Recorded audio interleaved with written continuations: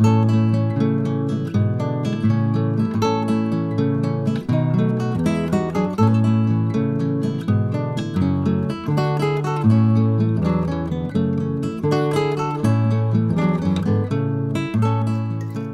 morning, everybody. So it is going to be a beautiful day. I'm super excited about today as well. I'm up quite early because I am going to get a workout on really quick, and then I am going to go pick my mother up, and we are going to a tulip day. So we live in this town. We live near a town that has an annual tulip festival, and every year they do a tulip dig afterwards. So they do not save the bulbs for the next year. They buy all new bulbs every year for this festival, just to make sure that they have the freshest and most beautiful flowers. My favorite flower is the tulip. And so me and my mom, a few years ago when I found out about this tulip dig, me and my mom went to get tulips, and they're beautiful. I still have a bunch. I actually keep transplanting them to new places, everything. And so the last couple of years we haven't been able to go because of the pandemic. And so this year we finally get a chance to go. And this is my biggest thing about why I love this tulip dig. So my favorite flower is the tulip.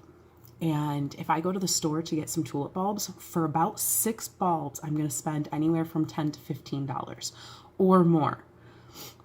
When you go to this tulip dig, it's $10 for a 5-gallon bucket.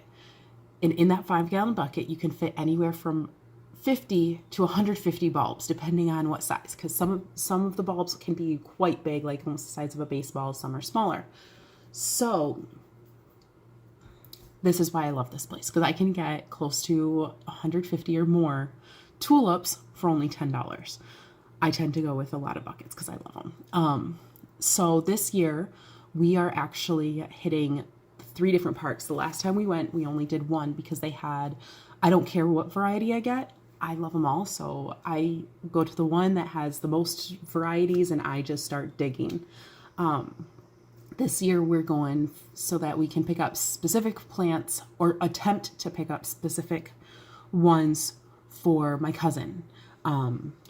So we are going to the 3 different locations to hopefully see what we can get. So today I'm going to be taking you guys on this journey. So this video is going to be a little bit special, especially for me, because this is something I haven't been able to do for a few years. So let's get going. I'm going to go work out really quick, and then we're going to get started.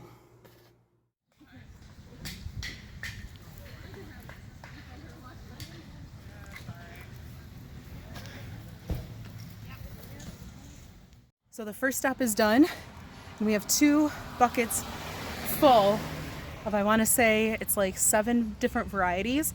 I'll talk about the varieties later, and just find pictures of each one. But first stop done, we have 2 more stops to go, so hopefully we'll get more.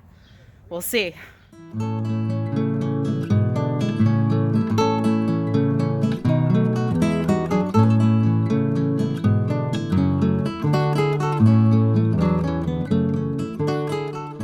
So the second place it still was, but it wasn't as good as the first place, just because, to be honest, we probably shouldn't have gone to different locations. We should have just stayed at one, but we still got 3 buckets full, and each one is about 50 to 100, would you say? 50 to 100 bulbs each, so $30. We spent $30 on 300 bulbs. Almost 300 bulbs. Can't beat that. So next year we'll know better. Yep.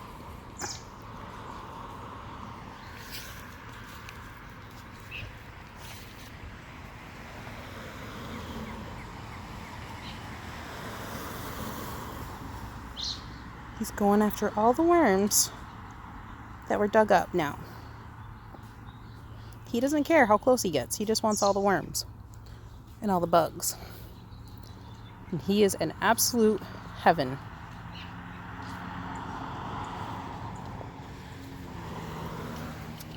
And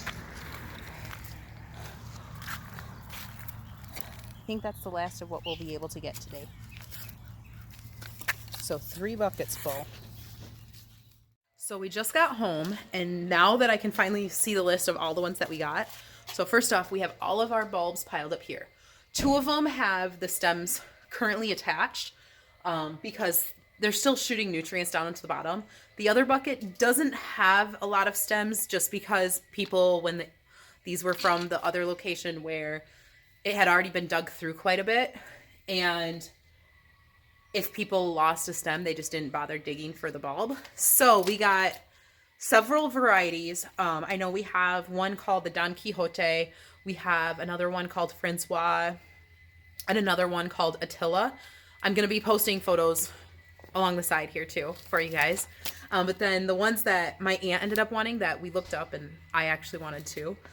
We have Astea Reveld. I'm totally slaughtering that, but that's a Dutch name. We have one called Swan Wings, Maureen, which is, all of these are really pretty. We have a Sorbet, which is actually a kind of a mix. So it'll be like a white, a pink, a red, kind of a mix. We have one called Elegant Lady, Teddy Colic, King's Blood, and then Dreamland, which are super bright pink.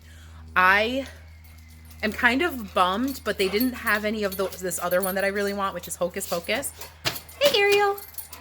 And that one is like orange and yellow and stuff, and so I'm gonna have to find that one next year. So I am back home now, and there were 2 tulips that I forgot to mention that we grabbed, just because they were grabbed later and they're not on my full list. One of them is called the Burning Heart tulip, and I don't right now know what that one looks like, so I will have a picture just like the others posted here. But then the other one is called Clearwater, and that is a really tall one that's white. So I'm super excited about those. But I wanted to talk a couple of things. So I actually have tulips in the ground right now. These are mine. I have another batch there and another batch over here. All of these have actually deflowered, and I left them out. And the reason for that is because right now, all of these stems are actually feeding the bulb so that they have a better chance to survive the rest of the summer, but then also through the winter. A lot of people will say, cut the stems off at this point. It's fine. I don't like to do that. I like to leave them on. Same with when I dig them up. So 2 of the buckets that we have at home, or at my mom's house right now, 2 of those we did leave the stems on just because we pulled them and the stems were still attached. And so we did do that because the stem and the leaves, even though they're not in the ground anymore, they're still feeding the bulb. So it's a better chance of getting to them lasting and producing like the baby bulbs. One entire bucket doesn't have any stems. That's because we got there after it had already been dug through, so stems broke off bulbs and people just left them. A lot of people tend to leave the bulbs there. But this is what I do. I basically leave all of this, and all of these stems feed the bulb to produce baby bulbs and also to help it last the rest of the year. One other thing is when you dig up tulips, you dig them up, you let them dry in a cool, dark place. So right now the bulbs are at my mom's house. Once we get them all sorted and everything, we'll bring them back. I'll bring mine back here. But you have to let them dry, and you do that with the stems attached. Once the stems are dried out, then you can break them off if they break off easily. But leave them attached the whole time. Some people won't, and they say everything's fine. I just have better luck when I leave them attached if I can. And another thing and then you plant them in the fall. So in the fall is when you'll see us actually planting these, and we're probably going to plant a bunch back here to fill in back here, and just kind of fill in a bunch of areas in like all of the gardens in our front. And then a bunch of them I'll probably transplant when we move to the farm. So in the fall, you'll see us when we do that. The best time, in my opinion, to plant is I tend to plant right around the first frost date. So just before or just after it, just because then the ground is still soft. It's still pliable to be able to work in, but it also is very soon to when the ground is going to have the deep freeze and the bulbs are less likely to rot, especially here in Michigan where we tend to get a lot of rain during the fall and the spring. One thing you will notice though is if you plant closer to the house, the bulbs actually come up, the plants come up a lot sooner and they flower a lot sooner than if you plant them away from the house. So that is one thing that I have learned over the last couple of years. So right now we are not going to be planting those bulbs yet.